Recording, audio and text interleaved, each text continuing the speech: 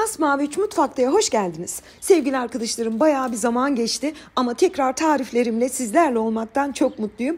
Bugün şahane bir jumbo katmer börek yapacağız. Hemen başlıyorum. İyi seyirler dilerim. Tarifimiz için 2 su bardağı ılık sütü yoğurma kasemize alalım. Sütünüz ılık olursa mayanız da daha çabuk gelecektir. Yani işinizi kolaylaştırır. 1 tatlı kaşığı tuz, 1 tatlı kaşığı da şekerimizi ilave edelim. Şeker mayanızın daha güzel gelmesini ve çabuk gelmesini sağlayacak. Yani hamurunuz tatlı olmuyor, hiç korkmayın. 1 paket toz maya veya yarım paket yaş maya da ilave edebilirsiniz. Şöyle bir karıştıralım. Sütümüz ılık olduğu için mayamız şöyle hafif yumuşayacak. Ve kenardaki unumuzdan, yani toplam un miktarımızdan 4-4,5 su bardağı kadar ondan biraz ilave edelim. İyice karıştırıp biraz bekletelim. Yani mayamız biraz aktive olsun, biraz kabarsın. 5-10 dakika bu şekilde bekletelim. Bakın sevgili arkadaşlarım, 10 dakikanın içinde köpük köpük olmaya başladı. Şimdi mayamızı çok kolay bir şekilde aktive ettik. Hamurumuzu yoğurmaya başlayalım. Az önce de belirttiğim gibi toplam un miktarı 4-4,5 su bardağı kadar. Lütfen dikkatli ekleyin, çünkü Almanya'daki unlarla Türkiye'deki unlar arasında veya kullandığınız marka arasında un miktarı çok değişkenlik gösterebiliyor. Gördüğünüz gibi 1 su bardağı unu da sonradan ilave ettim ve ben de 4,5 su bardağı un tam denk düştü. Ve hamuru yoğurmaya başlıyorum. Biliyorsunuz mutfak şefi kullanmıyorum. Kendi elimle yoğurdum. Ortalama bir 3-4 dakikada bu kıvamı almıştı. Şöyle size detaylı bir şekilde hamurun kıvamını da göstereceğim. Yani bu tarz tariflerde hamurunuz çok sert olursa böreğiniz puf puf kabarmaz. Yarım su bardağı unum arttı. 4,5 su bardağı tam denk düştü. Bakın sevgili arkadaşlarım, çok hafif elime yapışıyor. Ama aynı zamanda hamurda homojen, yani tutucu bir kıvamını almış oldu. Bunu seri bir şekilde yoğurarak elde edebilirsiniz. Hamurumuz hazır. Mayalanmaya bırakalım. Yaklaşık 1 saat sonra şahane bir şekilde kabarmıştı. Bu da yine ortam ısınıza alakalı bir durum. Aceleniz varsa fırını çok az ısıtın. Yani 50 derecede birkaç dakika ısıtıp kapatın. Bu kaseyi böylece fırına verin. O zaman 35 dakikada bile mayası gelir. Mayası gelmiş hamurumuzu tezgahımıza alalım. Çok güzel bir hamur gördüğünüz gibi. Şöyle kabaca bir katlıyorum ve bir hamur kartıyla 4 eşit bezeye bölüyorum. Bu arada ben sizleri çok özledim. Bunu belirtmek isterim. Çok yoğundum sevgili arkadaşlarım. Instagram hesabı olanlar bilir. Orada aslında oldukça aktifim. Ama YouTube için birazcık yoğunluktan tariflerimi yetiştiremedim. Ama bundan sonra tariflerim yine her zamanki gibi inşallah haftada 1, maksimum 2 tarif olmak üzere devam edecek. 4 tane beze aldık. Bezelerimizi şöyle alta doğru kıvırınca güzel bir yuvarlak bezeleriniz olur. 4 tane bezemizi tezgahımızda üzerine bir mutfak havlusu örterek bir 10 dakika bekletelim ki hamur biraz tekrar kendini yumuşatıp kabarsın. Ve bir tane bezeyi tezgaha alıyorum ve oklavayla yaklaşık bir 25 santim çapında açıyorum. Bunu ister oklavayla açın, isterseniz elinizde basarak da açabilirsiniz. Oklava, merdane hiç fark etmez. Yani çok büyük açmıyorsunuz. Hamur açmayı bilmeyenler bile bu böreği çok kolay bir şekilde yapabilir. Gördüğünüz gibi şöyle bir 25 santim çapında hamuru açtım. Çok da un serpmeyin bu açma esnasında. Çünkü gereksiz olur. Çünkü çok küçük açacağız zaten. 25, maksimum 30 santim açtığımız yufkamızı şöyle bir tepsinin içine biraz un serperek bırakıyorum. Kat kat bir börek olacağı için, yani aslında bunu sade de yapabilirsiniz. Arasına haşhaş, tahin de ekleyebilirsiniz. Bunları tamamen size bırakıyorum. Ben bugün peynirli yapıyorum. 100 gram yumuşamış tereyağımız var. Tereyağımızı her kata, her tarafına değecek şekilde şöyle bir kaşıkla sürüyorum. Burada size hemen bir teknik göstereceğim. Bakın, sürdüm ama bazı yerlerine değmemiş olabilir. O değmemiş yerleri pişme esnasında katları açılmaz. O zaman bezenizi şöyle bir katlayın. Tekrar açın. O zaman yağın değmediği yerleri de tamamen yağ ile bu şekilde sürmüş oluyorsunuz. Yani pratik bir tekniktir. Bakın, hiç boş yer kalmadı. Toplam 4 bezemiz vardı. Hepsini bu şekilde açıyorum. Üst üste dizip tereyağı ile yağlayıp bitiriyorum. Çok lezzetli, sunumu da çok güzel bir börektir. Bu jumbo börek. Yani şimdi yeni yıl geliyor, misafirleriniz çok olacaktır.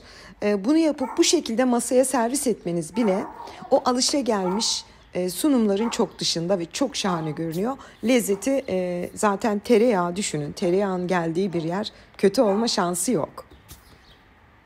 Bütün bezeleri açtım. Sonuncuda hatta hiç oklava kullanmadım. Çünkü hamur bekleyince kendini salmıştı.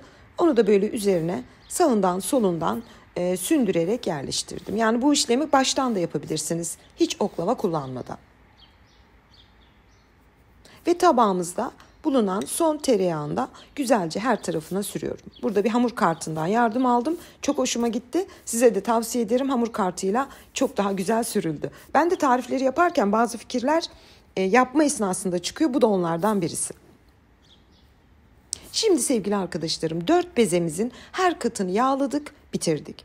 Şimdi yağın arada donması gerek. Yani bu yağın donmasına müsaade etmezseniz katlar açılmaz. Yani hamur yağı yer. O zaman ne olur? Bir poğaça gibi olur.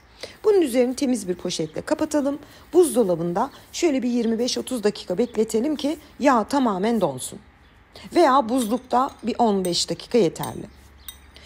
Ve iç harcımız için 150 gram beyaz peynir. Bunun içerisine 2 tane yeşil soğan doğradım ben. Veya 1 tane kuru soğan da doğrayabilirsiniz. Çok lezzetli oluyor. Ama tabii ki size bağlı. 1 tutam da ince doğranmış maydanoz ekliyorum.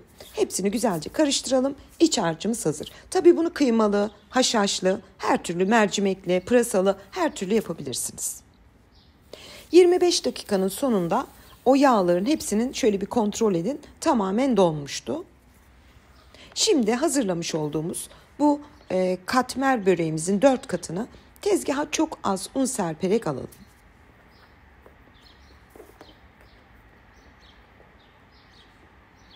Hamurumuz o kadar güzel ki şu anda çalışırken bile elimin altından görüyorsunuz nefis bir görünümü var. Şöyle elimle sağını solunu biraz çekiştiriyorum. Burada hiç oklava kullanmayın. Çünkü oklava kullanırsanız katları yine yok edebilirsiniz. Ve daha önce hazırlamış olduğum iç harcını döküyorum. Bu koskocaman katmerimizin iç harcını, peynirini bir tarafına yaydıktan sonra diğer tarafını güzelce kapatıyoruz. Hiç korkmayın, kalın olur, pişer pişmez diye tereddüt etmeyin. Bütün ayrıntılara dikkat ederseniz fıstık gibi pişiyor diyorum. Diğer katını kapattık. Şöyle kameraya doğru döndüreyim ki siz görün katlarını.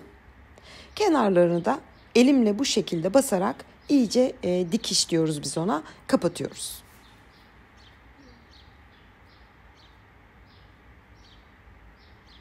Şu anda böreğimizi bitirdik. Üzerine şöyle bir basın ki içinde varsa bir fazlalık havası kenardan çıksın. Ve yağlı kağıt sermiş olduğum fırın tepsisine transfer ediyorum. Bakın sevgili arkadaşlarım, böyle kocaman bir katmer börek yaptınız.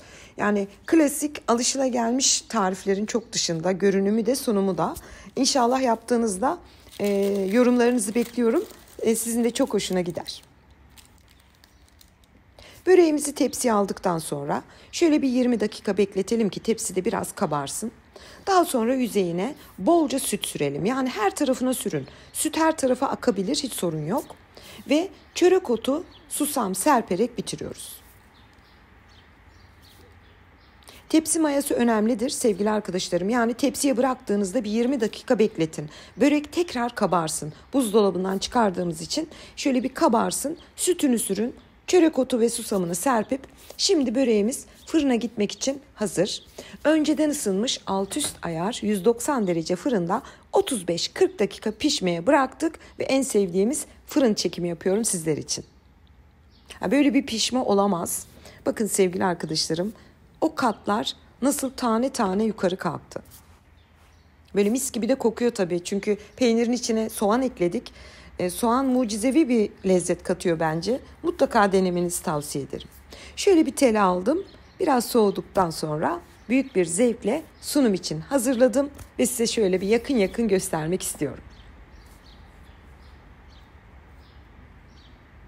Çok farklı bir sunumu var. Lezzeti çok güzel. Tereyağlı, katmerli, içinde bol peyniriyle.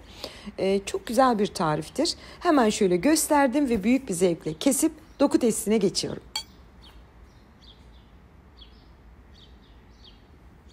Bakın sevgili arkadaşlarım, içindeki o göz göz nasıl kabarmış, arasındaki peynirimiz, yumuşaklığı ve her bir katı, şöyle gösteriyorum size, hiçbir katı birleşmemiş. Yani hepsini böyle kat kat ayırabilirsiniz. Çünkü dolaba verdik, bekledik. Yani mutfakta bunlara dikkat ederseniz Allah'ın izniyle olmama gibi bir şansı yok tariflerinizin. Bakın sevgili arkadaşlarım. Çok güzel, çok lezzetli. İster kahvaltınıza, ister çay saatinize, ister misafirlerinize ikram olarak yapın. Bugün sizlere uzun bir aradan sonra katmer börek tarifi sundum. Şimdiden yapacak tüm arkadaşlarıma afiyet, bal, şifa olsun. Yeni tariflerimde görüşmek ümidiyle. Hoşça kalın.